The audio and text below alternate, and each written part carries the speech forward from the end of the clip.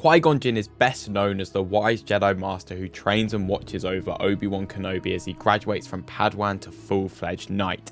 The Phantom Menace depicts only the final weeks of his life and his tragic death, but the life he led before then paints him as one of the more interesting Jedi in the galaxy. Qui-Gon Jinn was born on Coruscant, the capital of the Galactic Republic, which also houses the Jedi Temple. As soon as his Force sensitivity was discovered, Qui-Gon was taken from his unnamed parents and introduced to the Jedi Temple as an infant. Qui-Gon was raised by the Helois clan, where he was trained by Jedi Master Terras Anube.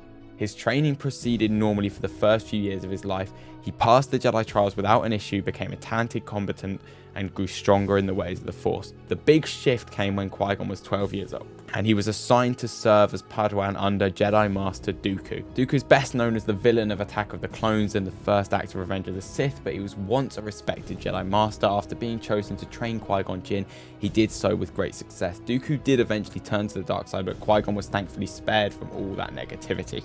Dooku was dedicated and wise mentor to his second Padawan, and under his care, Qui-Gon became friends with his first.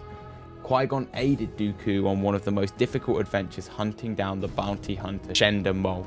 Maul was a top-of-the-line sniper and immensely deadly assassin with a long history of collateral damage. The two Jedi hunted down a sniper only for Qui-Gon to be captured and threatened with death.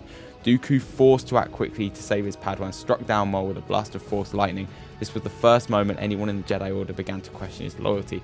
Qui-Gon graduated to the rank of Jedi Master before Dooku left the Order. Qui-Gon Jinn's experiences with Dooku and the Jedi Order left a lasting impression on him. He was an unusual Jedi who followed his own interpretation of the will of the Force, often in violation of the Jedi Council. Strict adherence to the rules imposed by the Council was not Qui-Gon's path, and that led some to view him as untrustworthy or dangerous. It was exactly that maverick reputation that led Yoda to select him as the Jedi Master who would oversee young Obi-Wan Kenobi.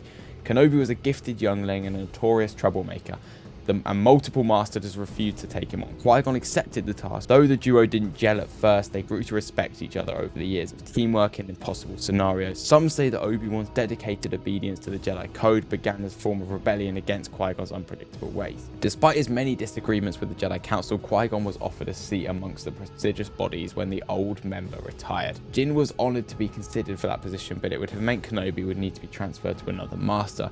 Though the pair had quarrelled and faced disagreements in their time together, a hard-fought battle that took the pair together convinced Jinn that his place was with Kenobi and turned down the council position. Jinn was a lifelong journeyman who sought to deepen his connection with the Force. Though his training was incomplete, Jinn learned from a group of priests how to retain his consciousness beyond his death. Jinn's murder on the hands of Darth Maul was not the end of his influence on the light side of the Force. Qui-Gon Jinn hasn't got a ton of exposure in any Star Wars content, but he is one of the more interesting Jedi in the franchise. The films center overwhelmingly on the Skywalker family and their influence on the universe. His influence on Obi-Wan and Anakin continues to affect the story throughout the saga thus far, and this unique outlook makes him one of the most interesting characters in the franchise. I would love to see Disney do more with this character.